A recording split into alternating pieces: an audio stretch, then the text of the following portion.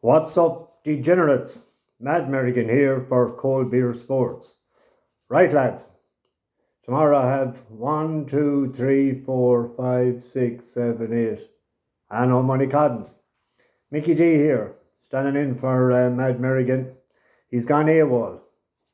So, this is what happened.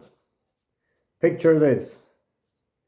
In the bookie shop with a wheelbarrow. That was allowed. They didn't mind that mode of transport at all to collect the winners. But what pissed them off, I think, altogether was he started singing. Pay me my money now. He kept singing it and had to call the area manager. So they done a deal with him that rather than burden him, he has to go for singing lessons. So he's gone for singing lessons for a couple of days to see can they improve him.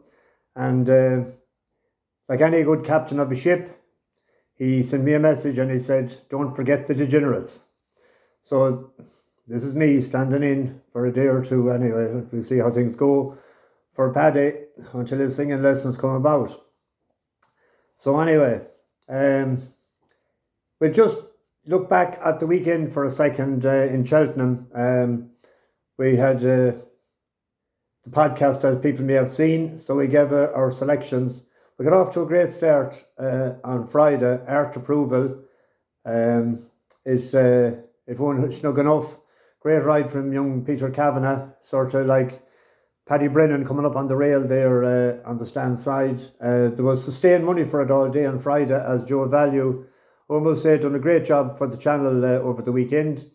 And he was saying there was a lot of money for it, so it won handy enough. So that was Friday's nap, my nap on Friday. So Saturday then, the nap was Proshima. He was going well, making steady progress, fell 2 out. Harry Skelton done a Harry on it, ploughed him into it and he was on the deck. I'm not sure would he have won, he probably may have, but he definitely would have been second anyway. The Midnight Shadow was a gutsy winner of the Green Bookies big chase. Third time lucky, would have to give a very polished performer. Great exhibition of jumping. Won the grade 2 novices.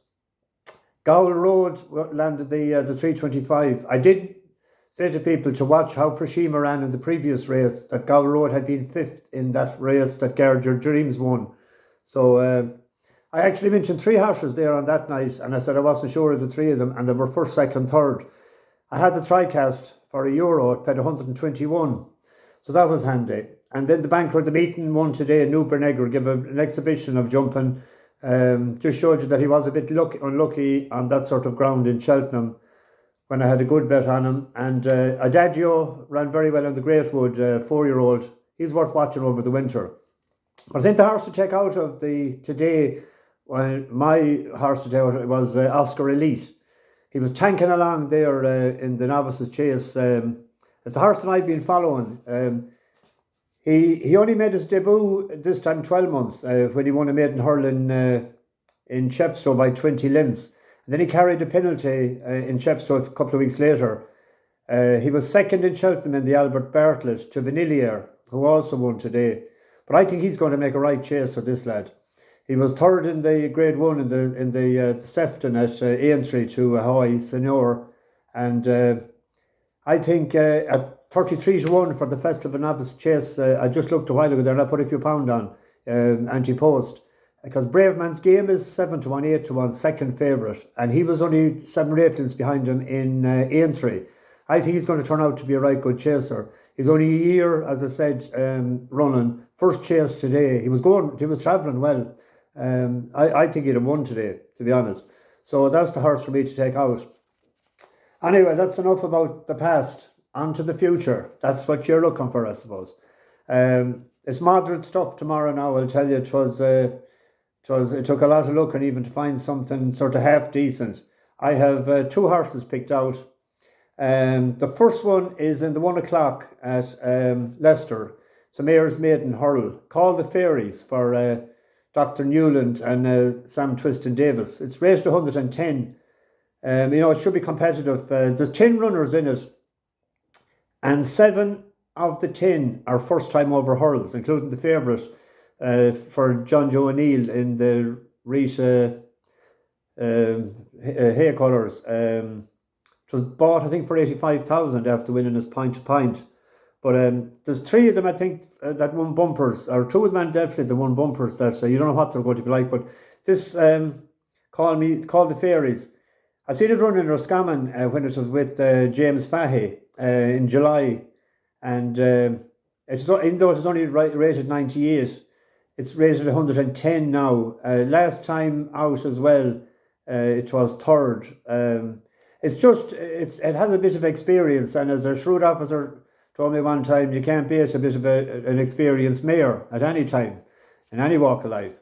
So it's about 5-1 mark, and I'd make it a pint each way selection. That's called the Fairies. And in the 2:15 at Plumton, numbers man for the Tizzard camp. Brendan Powell, I think, is riding it. It's a class 4 2-mile chase. 2 mile, I think it's a furlong extra than the last time he ran. He was second first time out, and it's a second run after the wind up. It's 5-2, and I'd make it a 2 pints selection. Only money is the 13-8 favourite, but has went up £12, I think, since its last run for Chris Gordon. And it's moderate affair, and water always finds its own level, sort of that grade. So that's my 2 selections tomorrow, and pint each way on called the Fairies and 2 pint win. And anyone that backed Nube Negra today could chance a pint double if they have winnings in their pocket. It's moderate fare for Monday, so we'll see what we can do for Tuesday. We can study a bit tonight now, and as Paddy would say, the time for cotton is over.